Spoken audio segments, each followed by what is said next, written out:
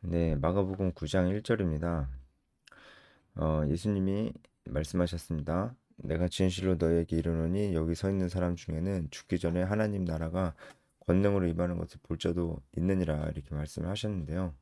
이 말씀이 약간 해석하기 난해한 구절로 꼽혀요. 어, 왜냐면은 왜 그런지 아시겠죠?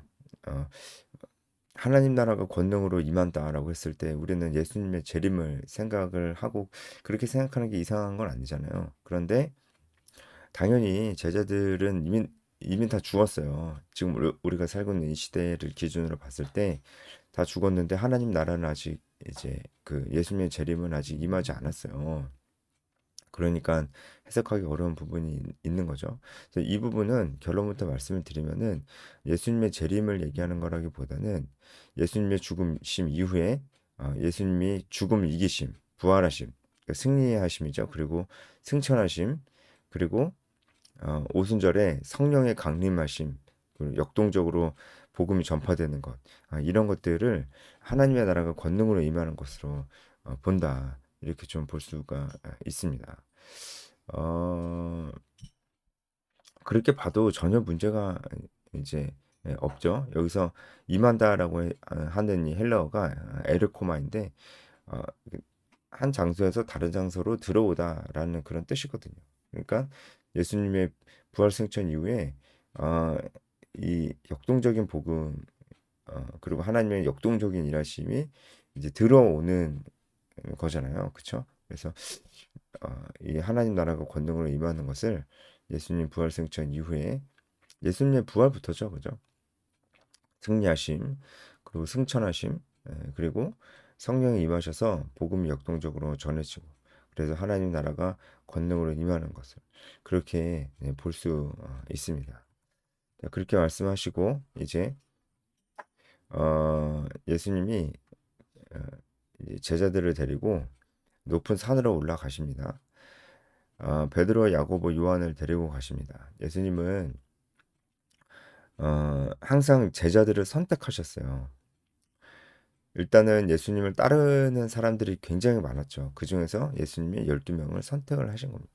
그 제자의 선택에 대해서는 제가 이전에 많이 말씀을 드렸습니다. 예수님이 제자들이 오기를 기다렸던 게 아니고 물론 이제 예수님을 따르던 수많은 사람 중에는 자기가 원해서 따르는 사람도 많이 있었지만 예수님께서 그 중에서는 선택을 하셨습니다. 예수님께서 선택하셨던 이유는 그들에게 집중하기 위함이었죠. 12명을 선택을 했습니다. 그리고 정말 그들과 함께 거하시며 그들에게 집중하셨습니다. 집중하려면은 선택을 해야 돼요. 그리고 그럼 왜 집중을 안 하고 뭐 예수님이 편애하시는 건가요? 그게 아니고요. 재생산을 위함입니다. 재생산을 목적으로 하려면 반드시 선택을 해야 돼요. 왜냐하면 모두에게 집중하기 어렵기 때문이죠. 예수님 이렇게 예수님께서 제자들을 선택을 하신 모습만 봐도 예수님에게 분명한 재생산이라는 목적이 있었다는 것을 우리가 정말 부인할 수가 없어요.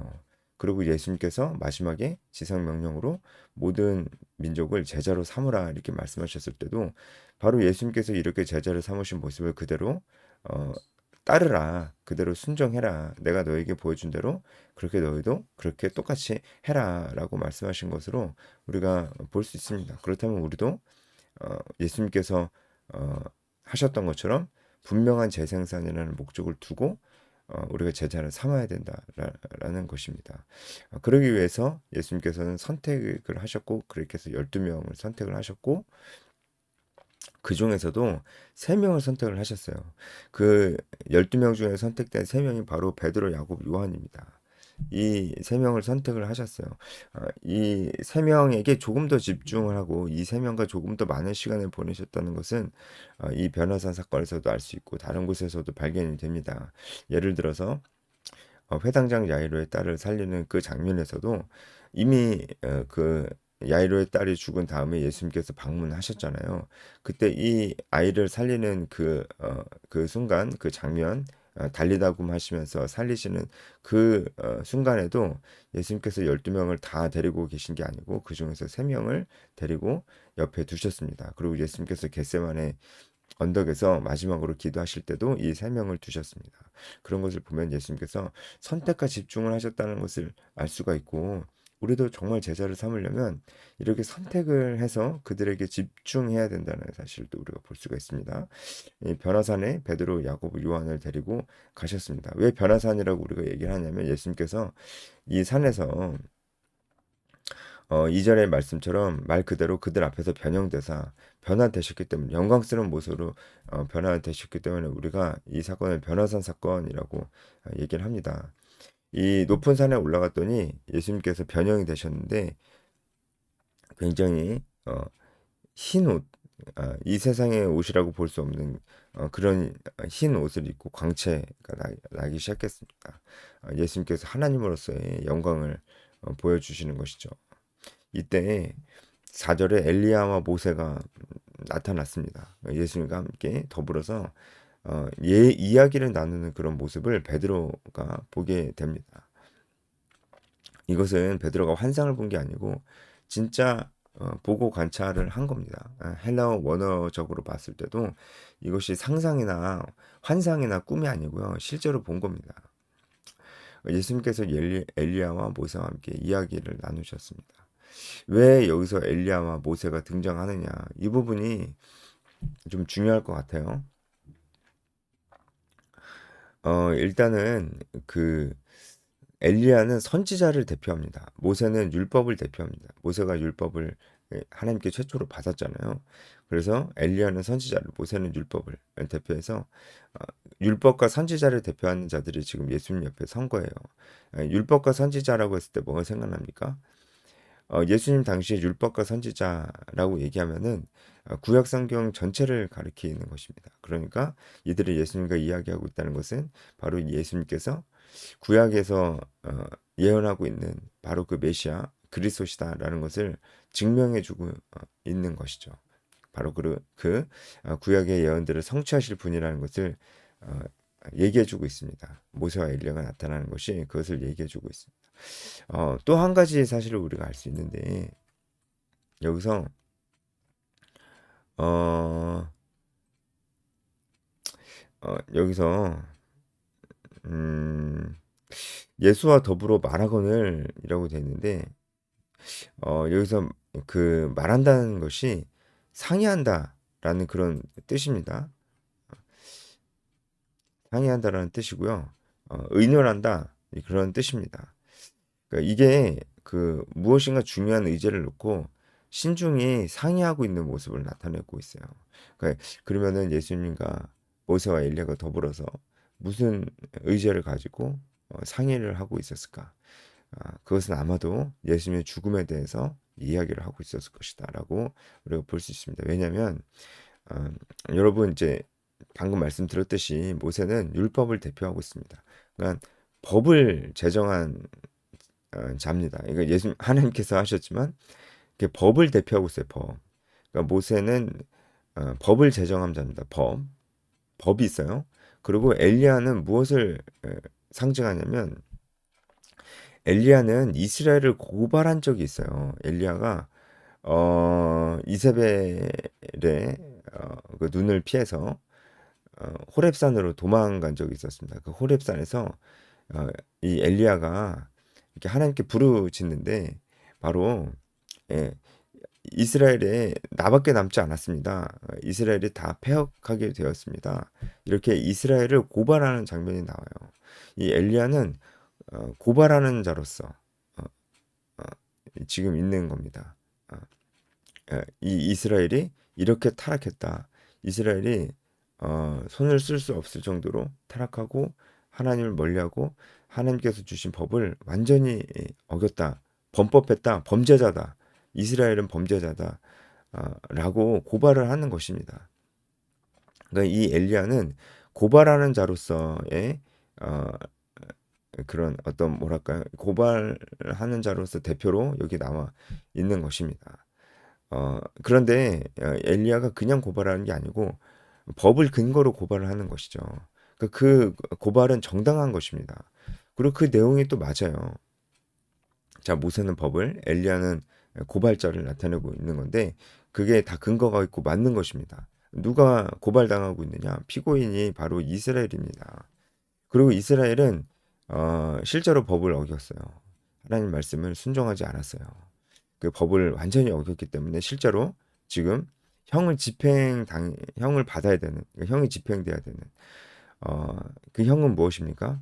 그 징벌은 뭡니까? 그 형벌은 뭐예요? 바로 죽음입니다. 이스라엘이 반드시 죽어야 되는 상황에 놓인 것입니다.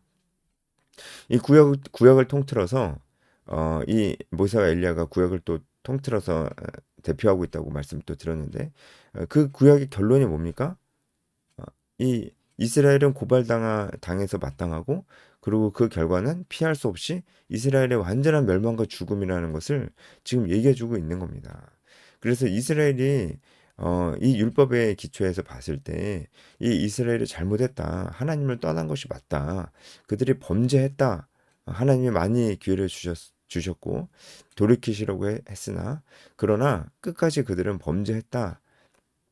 그래서 그들은 공의에 의해서 어, 이들은 반드시 재판을 받아야 되고 심판을 받아야 되고 그 결과는 영원한 죽음이다. 라는 얘기를 하고 있는 거예요. 모세와 엘리야가 아마 그런 얘기를 했을 것입니다. 이게 뭐 매정한 게 아니고 이게 맞는 거죠. 그죠? 이스라엘이 범죄했으니까 이스라엘에게 아무 소망이 없는 것이고 이스라엘은 자기가 스스로 범한 죄 때문에 완전히 멸망해야 되는. 그럼 뭐 이스라엘만 그런가요? 이 당시에 다른 나라에서도 사람이 살고 있었는데 모두가 다 똑같습니다. 그냥 이스라엘이 이렇게 하나님의 법 앞에 죽게 되었다면은 다른 나라는 정말 말할 것도 없는 것입니다. 그러니까 지금 모세와 엘리야는 온 인류가 다 죽게 되었다. 그리고 그것이 마땅하다는 얘기를 하고 있는 것이에요. 그 사이에 예수님이 서 있습니다. 예수님께서 그들에게 뭐라고 얘기를 했겠어요? 사실 이제 모세와 엘리야에게 얘기했다기보다는 아, 이 구약의 율법 그리고 공의 이 공의가 집행돼야 되는 이 부분에 있어서 예수님께서 말씀을 하신 겁니다. 뭐라고 얘기하셨겠어요? 예수님 죽음입니다. 예수님의 대속 죽음입니다. 예수님의 대속 죽음으로 이제 이스라엘의 모든 죄를 짊어지고 예수님께서 죽으실 것을 얘기하시는 것이죠. 말 그대로 정말 세상의 죄를 짊어지고 가는 어린 양으로서 죽음에 대해서 말씀하고 계시는 것입니다. 그리고 그 죽음을 이기시고 다시 살아나실 부활에 대해서 얘기하고 계시는 것입니다. 그래서 어, 그 이제 4절에 더불어 말하거늘이 그냥 말한 게 아니고 이런 상이하다라는 그런 의미가 있었다라는 것입니다. 여기서 베드로가 횡설수설을 하면서 여기가 좋다. 초막셋을 지어서 주를 위하여 모세를 위하여 엘리야를 위하여서 여기 있고 싶다. 이렇게 얘기를 합니다. 이것이 참 이제 어리석은 말이었습니다. 간단히 말씀을 드리면 이것은 베드로가 너무 지금 영광스럽잖아요. 예수님이 정말 하나님의 영광, 막 여기가 천국인가? 막 그런 생각이 들 정도로 여기가 너무나 영광이 가득하잖아요. 여기가 어, 하나님의 영광이 가득하니까 이 영광 안에 계속 살고 싶다는 거예요. 이 영광을 벗어나고 싶지 않다는 겁니다. 이게 제일 중요해요. 어, 영광 가운데 있고 싶고 중요한 건 영광 가운데만 있고 싶다는 거예요. 지금 베드로가 원하는 것은 바로 그 영광입니다. 영광. 하지만 방금 전까지도 예수님께서 예수님이 고난 받으실 것에 대해서 얘기를 했잖아요. 그리고 예수님께서 결국은 제자들에게도 이런 고난 받는 삶을 살아야 된다고 말씀을 하시는 겁니다. 그런데 여전히 베드로 뭐 다른 요한 야고보도 마찬가지였겠죠. 여전히 고난 없는 영광만을 바라고 있는 모습이 바로 5절의 이 모습이라고 볼 수가 있는 거예요. 고난 없는 영광만 바라는 것입니다. 사실 베드로가 위대한 고백을 하고 나서도 바로 이 직전 상황이죠. 위대한 고백을 하고 나서도 예수님께 바로 책망을 받았던 이유도 그거였잖아요. 위대한 고백을 했는데 근데 고난 받을 생각은 없어. 예, 그래가지고 사탄아 내 뒤로 물러가라 이런 얘기를 책망을 또 들었었잖아요. 근데 지금 또 비슷한 얘기를 하고 있는 겁니다. 예, 비슷한 얘기를. 예, 영광만 누리고 싶어요. 영광만. 너무 좋은 거야 막. 예, 찬양하고 막 수련회 막 너무 좋고 사람들 너무 이제 여기서 어울리고 공동체 너무 좋고 막 너무 좋은데 어 막상 세상에 나가서는 내가 크리스찬으로서 정말 잘 살아야 돼요. 그렇지 않은 양심으로 살아야 되고 하나님의 뜻이 이 땅에 이루어지는 것에 대해 관심을 갖고 살아야 되고 행동해야 되고 예. 그리고 무엇보다 복음을 전해야 되고 복음을 전하는 전도자의 삶을 살아야 되고 그리고 또 중요한 거는 제자를 삼는 삶. 순환을 삼아요. 선택해서 도전하고 결단을 시키고 순모임을 하고 재생산을 목적으로 하고 가르치고 훈련시키고 그것을 위해서 나의 시간을 쪼개고 내고 내 마음을 그에게 쏟고 마음을 쏟고 신경을 쓰고 그에게 맞춰서 그의 영적인 그리고 현실적인 수준에 맞춰서 그에게 말씀을 계속해서 볼 수 있도록 도와주고 그리고 또 복음을 전할 수 있는 자로 계속해서 세우는 것 이것이 이제 제자 삼는 삶인데 이 모든 것을 위해서는 헌신이 필요하잖아요. 근데 그거는 안 하는 거예요. 뭐 집회는 많이 가고 또 예배도 드리고 또 뭐 성경 통독도 하고 뭐 그러는데 막상 다른 이들을 향하지는 않는 겁니다. 이제 그러면은 고난 없는 영광만을 원하는 거예요. 그렇죠. 제가 많이 말씀드리지만 아무리 예배를 많이 드리고 경건생활 열심히 하고 책도 많이 읽어도 자기를 위한 거예요. 아무리 열심히 해도 그게 헌신은 아닙니다. 자기를 위한 것이 헌신일 수는 없기 때문입니다. 다른 사람을 위해야지 헌신이죠. 아무리 열심히 해도 자기만 유익한 걸 누가 헌신이라고 합니까? 그렇죠? 그건 헌신이 아닙니다. 그래서 헌신을 해야 돼요. 그게 고난이죠. 그게 고난이죠. 그런 의미에서 고난을 그러니까 금식기도 하는 걸 자기를 위해서 금식기도 하는 걸 고난이라고 하면 안 되고요. 그리고 다른 사람을 위해서 중보기도 하느라 금식기도 하는 것 그거는 뭐 헌신이라고 볼 수가 있는데 기도만 하면 안 됩니다. 기도만 하는 것도 정말 이상한 겁니다. 저는 기도의 은사가 있으니까 기도만 할게요. 아니 아니 그럴 수가 없어요. 아니 그 기도만 하게 되네요. 그리고 어떻게 기도만 하게 돼요? 기도하면은 움직이게 되잖아요. 어떻게 기도만 해요? 그게 말이 안 되는 거예요. 우리 신앙은 전인격적인 겁니다. 전인격적인 거예요. 그러니까 전도만 하는 것도 있을 수 없어요. 기도를 해야죠. 그러니까 이건 그 어떤 한 부분에 있어서 조금 더 전략적으로 집중할 수는 있습니다. 하지만 그것만 할 수는 없어요. 기도만 하는 건 있을 수가 없습니다. 그래서 그것도 온전한 헌신이라고 볼 수가 없어요. 그래서 헌신은 결국은 다른 사람을 향해 있는 거죠. 그러니까 공동체를 섬기는 건, 뭐 청년부 회장이 되고, 뭐 이제 공동체 대표가 되고, 리더가 되고 임원이 돼서 섬기는 것도 당연히 헌신이라고 볼 수가 있겠죠. 하지만 공동체만 섬기면 안 됩니다. 본인이 한 영혼을 향한 리더가 돼야 돼요. 그래서 한 영혼을 향한 복음 전도자가 되고 한 영혼을 향한 영적 재생산가가 되어야 됩니다. 그것이 예수님이 우리에게 명령하시고 부탁하신 헌신의 삶이기 때문에 그래요. 어쨌든 뭐 베드로는 그것을 원하지 않았고 계속해서 이제 정신없는 소리를 하고 있는 거 영광만 취하고 싶어 하고 그런데 이렇게 영광만 누리고 싶어하는 이 제자들에게 왜 예수님께서 또 영광스러운 모습을 보여주시냐라는 거죠. 안 그래도 이제 고난은 잘 생각하지 않는 이 제자들에게 왜 이 영광스러운 모습을 보여주시냐. 근데 마지막으로 이 말씀을 드리고 오늘 해설을 마치면 될 것 같은데요. 예, 그것은 어 이제 그것은 제자들을 위로하는 측면이 있습니다. 제자들을 위로하는 측면이 있어요. 어떤 부분에서 위로를 하는 거냐면 예수님께서 지금 고난 받으실 것을 말씀해 주시고 제자들이 놀랐잖아요. 그리고 사실은 예수님께서 제자들에게 너희들도 이런 삶을 살아야 된다는 것을 말씀하고 계시는 거예요. 그러면은 더욱더 당황스러울 거 아니에요. 제자들 입장에서는 제자들이 이제 그렇게 생각하면 안 되는데 어쨌든 이제 그들은 고난에 대해서 생각을 안 했으니까 그리고 나중에 실제로 그들이 고난도 받잖아요. 이들에게 필요한 것이 위로입니다. 제자들에게 필요한 것이 위로입니다. 위로를 해주고 계신 거예요. 어떤 방식으로요? 너희들이 고난을 받을 것이지만 영원하진 않을 거야. 너희들도 이 영광에 참여하는 자들이 될 거야. 그 말씀이 이제 바로 이제 사실 9장 1절에 있는 말씀입니다. 하나님의 나라가 임할 거야. 권능이 임할 거야. 걱정하지 마. 고난이 있을 테지만 영광도 있을 거야. 그 고난이 있을 테지만 영원하진 않을 거야. 끝이 있을 거야.